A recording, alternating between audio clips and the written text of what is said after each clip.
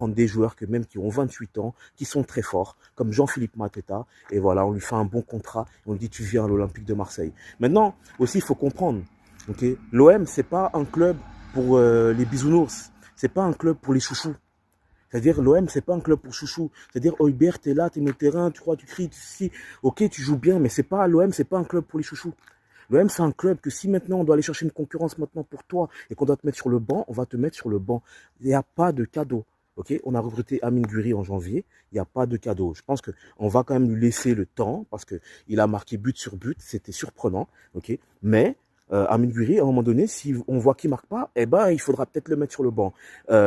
Si on voit que Belerdi, il n'arrive pas à gérer la ligne du hors-jeu, eh ben, il faudra se poser des questions en fait. Ok, comment on va faire? Voilà, parce que ça aussi, c'est pas possible. Okay, professionnel, okay, vous faites la ligne du hors-jeu, c'est la 91e minute. Okay, on joue à 40 mètres de nos goals. Ça, c'est du jamais vu, ça. C'est du jamais vu et j'avais déjà expliqué. Et si vous regardez bien, il y avait OM Strasbourg l'année dernière, ok, OM Strasbourg. Regardez le but qu'on s'est pris contre Strasbourg. Regardez comment on s'est pris le but, ok. C'est à peu près la même chose. On ne sait pas gérer les lignes du hors-jeu. Donc, à un moment donné, si on perd, il faut pas s'étonner. Vous voyez le Barça. Le Barça, il joue comme ça, ligne haute. Mais pourquoi? Parce qu'ils ont Yamal devant. Et qu'ils ont Rafinha, ils ont Lewandowski. Est-ce que nous, on a ces joueurs-là?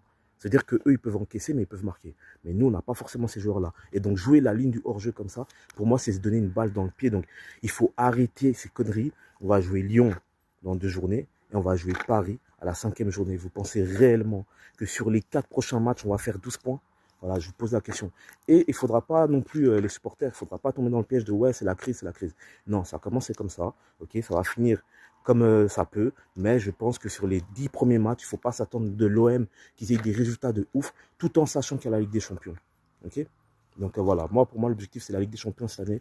Je vais faire minimum quart de finale, j'ai envie qu'on fasse minimum de quart de finale, parce qu'après on ne sait pas ce qui peut se passer. Ok. Donc voilà, tout ce qui se passe en championnat là, c'est minimum la 4e place cette année. Si on doit faire les tours préliminaires la prochaine saison, bah c'est comme ça. Voilà comment moi je vois les choses. Donc sur Rabiot, c'est normal les sanctions, c'est tout à fait normal. Et je comprends tout à fait les dirigeants.